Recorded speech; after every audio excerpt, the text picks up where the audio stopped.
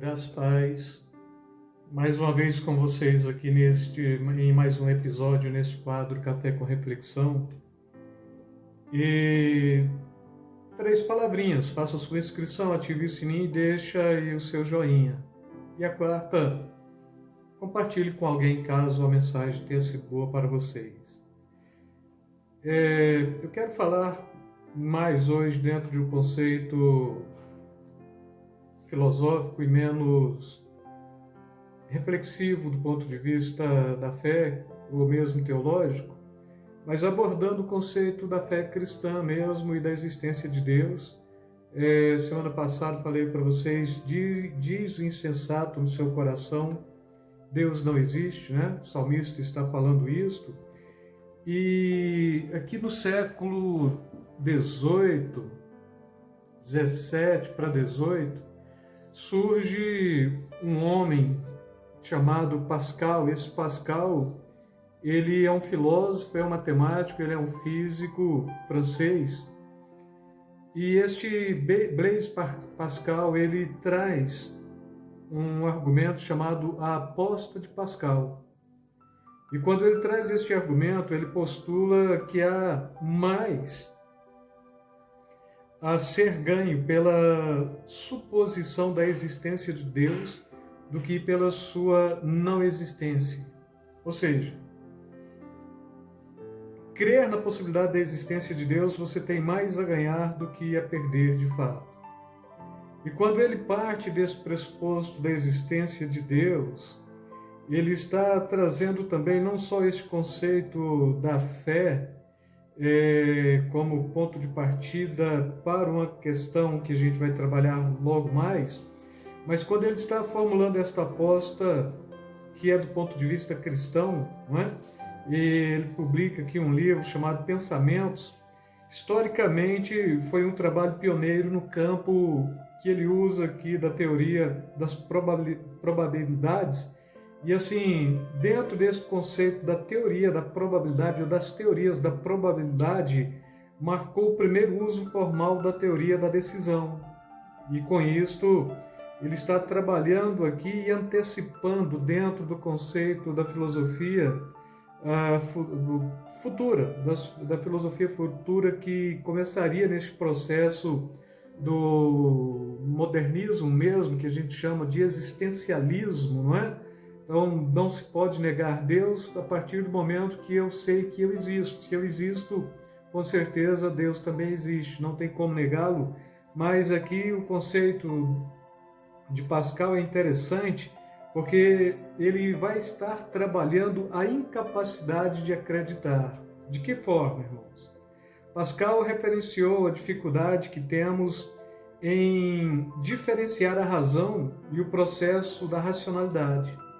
Então, a razão é o ser pensante, a racionalidade é o ser que consegue trazer uma forma lógica dentro do pensamento e trazendo também esse conceito da racionalidade como sendo a militância daquele que pensa e pondo em contraste com a ação da genuinamente capacidade de poder acreditar em algo, propondo que atuar como se alguém acreditasse pode curar alguém de não acreditar, então isto ele já estava trazendo como sendo uma boa possibilidade. Ou seja, a partir do momento que eu trago uma lógica da fé e consigo jogar esta fé e consigo trazer com convicção e consigo não só ser um ser da razão, mas um ser da racionalidade, e começo a trabalhar este conceito de fé,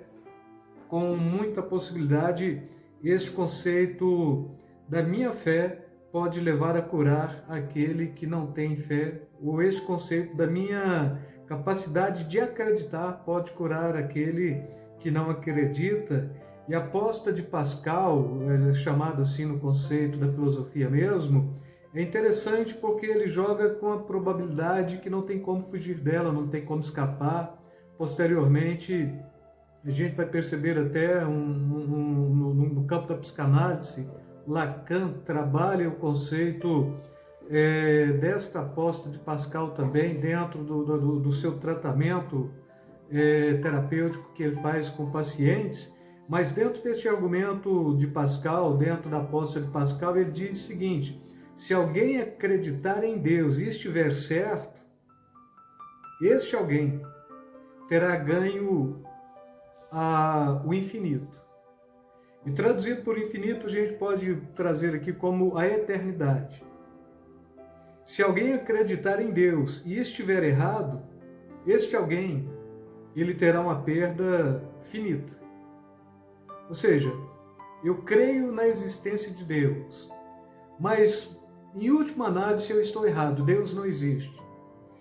Então eu vou ter aqui uma perda finita. E o que seria uma perda finita? Eu vou viver aqui na face da Terra 60, 70, 80, 90 anos, e depois disto, se Deus não existe, eu vivi os meus 60, 70, 80, 90 anos e morri e acabou. Então a minha perca, ela só foi esta perca da minha existência enquanto vivo na face da Terra. E em contrapartida também, ele joga isso para o oposto. Se alguém não acreditar em Deus e estiver certo, então terei um ganho finito também, ou este alguém vai ter um ganho finito. Ou seja, o crer na possibilidade de Deus e estando errado, e o não crer na possibilidade de Deus e estando certo, então para estes dois padrões, a perca é finita, porque você está falando única e exclusivamente do tempo em que você vai estar vivendo aqui na face da Terra, que pode ser, como eu falei para vocês, de 60, 70, 80, 90 anos, morreu, acabou. Mas se porventura eu trago em mim a capacidade de acreditar em Deus, e se eu estou certo, eu terei ganho aquilo que é infinito ou aquilo que é a vida eterna. E com isto, este conceito de Pascal, ele vai estar trabalhando dentro do conceito da filosofia existencialista mesmo, e grandes pessoas e grandes pensadores tentaram levantar para argumentar esta tese, e o conceito é que até hoje a gente trabalha esse conceito da aposta de Pascal, não é? Ele é um filósofo, ele é um apologeta, ele é um matemático, ele é um físico francês, e ele para analisar esse conceito de uma forma racional, preste bem atenção, de uma forma racional, e ele chega à conclusão, dentro desse cálculo que ele faz das três possibilidades, não é? Se eu creio na existência de Deus, e se de fato ele existe, então eu terei ganho a infinidade, ou a vida eterna.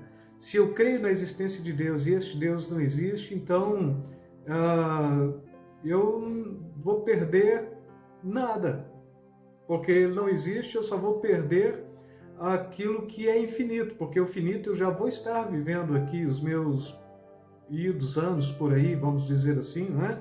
E se eu não creio na existência de Deus, e se de fato Deus não existe também, da mesma forma eu vou estar tendo somente esta finitude de vida. Então eu vou viver aqui os meus 70, 80, 90 anos e vou morrer também. E com isto traz mais perturbação do que de fato uma possibilidade de pensar nesta questão da existência ou da inexistência de Deus. Porque quando ele está escrevendo aqui, ele está escrevendo no período que a gente joga para o existencialismo, só que o século XVIII e século XIX é o século da negação de Deus. Os grandes ateus viveram neste tempo, e o século XIX ele é pautado até pelo conceito de que Jesus, de fato, ele nem sequer existiu. Assim, era um mito e as pessoas falavam, mas quando passa o século XIX, chega no século XX e pega o conceito histórico, né? Você vai trabalhar a história e você vai trabalhar com o Cristo histórico, não tem como negar a realidade da existência de Jesus. Então ele existiu de fato, de verdade. A gente trabalha isso tanto na história, quanto na filosofia, quanto na teologia, o Cristo místico e o Cristo histórico, não é? Ou o Jesus místico e o Jesus histórico. O Cristo histórico, ele tem o seu fim quando ele morre mesmo, mas o Cristo místico, ele não tem seu fim, porque então ele morre, ele ressuscita ao terceiro dia, ele tem a sua ascensão de volta aos céus, é glorificado à destra do Pai, e aí ele está falando com aquela glória que tinha contigo antes da fundação do mundo, e com isso o que nós temos é tão somente uma questão da razão e da racionalidade. Se você tem a capacidade de propor, sim, eu sou um homem da razão, porque eu tenho a capacidade de pensar. Então você tem que compreender que não só é suficiente ter razão, mas é suficiente pensar com racionalidade. E quando ele faz esta aposta, isso aqui necessariamente é um jogo mais matemático e físico, propondo a existência de Deus. E se você propõe e ele existe, você tem eternidade. E se você propõe a existência de Deus e ele não existe, você tem a sua finidade ou a sua finitude. Você vai viver aqui o tempo que for proposto para viver mesmo. E se você não crer nele também, você vai ser finito também, vai viver o tempo que você vai viver, e aí acabou tudo e acabou. Mas como ele cria este argumento, é o mais belo, porque ele perturba todos e com certeza ele vai influenciar pessoas, pensadores aqui, do ponto de vista filosófico, teológico, até mesmo ele vai conflitar ateus, porque é quase que uma provocação e é sobretudo um teste da possibilidade da existência de Deus como sendo um bem maior para mim mesmo, e o aspecto da cura vem justamente nisto, que pela incapacidade de acreditar do outro, mas se eu trago em mim a proposta da racionalidade e a capacidade genuína de acreditar em algo, propondo que esta capacidade ela surge e ela é racionalizada, ou ela não é meramente um conceito vago de quem somente sabe que pensa, né?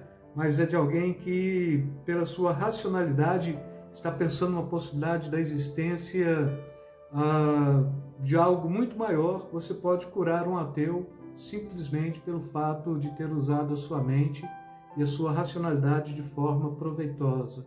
Com isso, eu quero deixar para vocês aí. Se você acredita em Deus e estiver certo, você terá ganhado o infinito, que é a eternidade. Se você acredita em Deus e estiver errado, você terá uma perda finita, somente o tempo em que você viver na face da terra. Se você não acreditar em Deus e estiver certo, você também vai ganhar, vai ter um ganho somente finito, somente o tempo que você viver na face da terra. Mas eu gostaria de convidá-los a fazer esta aposta na existência de Deus, porque se de fato você estiver certo, e você está, você terá a infinidade, ou o infinito, não é? Ou a eternidade como garantia da existência deste Deus que tudo criou, que tudo fez e que tudo pode fazer por você. Com isso, quero deixar esta reflexão e deixando aí beijo no coração, beijo na alma de cada um de vocês. Fiquem na paz.